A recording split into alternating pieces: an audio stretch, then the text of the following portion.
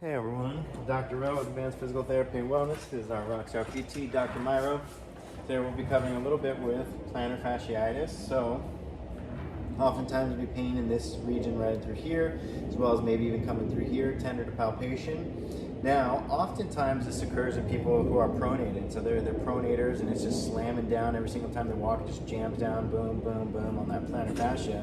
And then it starts to weaken, starts to fray, and then inflammation occurs, and then it kind of creates like a thicker kind of fibrotic tissue.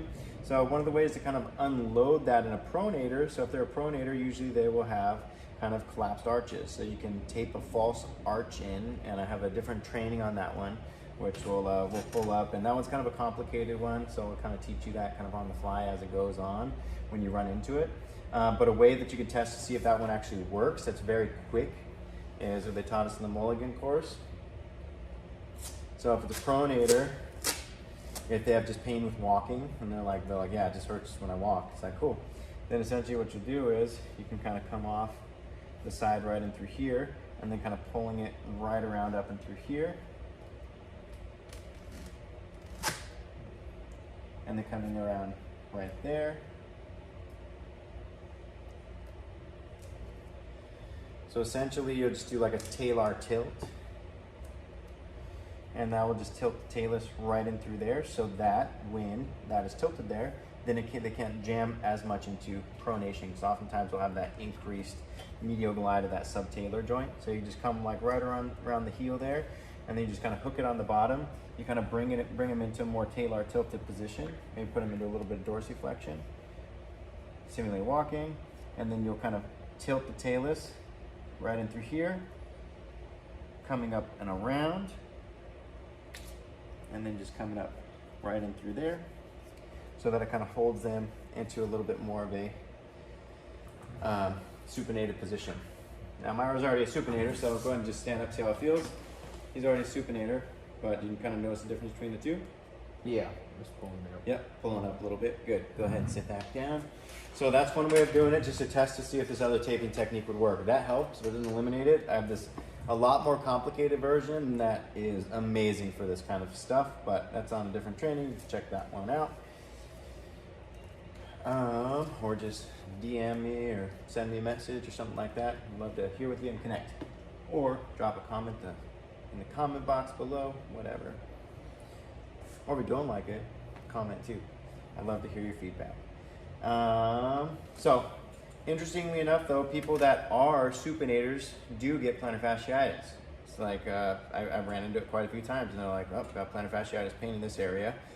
But normally, interestingly enough, when I see people that have plantar fasciitis and they're supinator, most of the time they have the Achilles tendinopathy too, like at the same time. So it's like this combination sort of thing going up in through this area.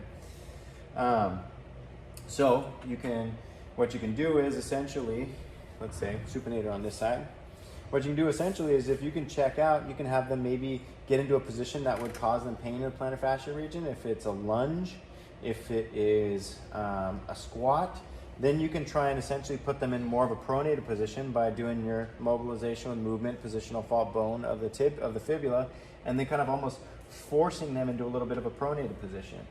So then retest, and they could be like, oh wow, that reduces my pain significantly. And then it's like, cool, then you can do your flossing technique.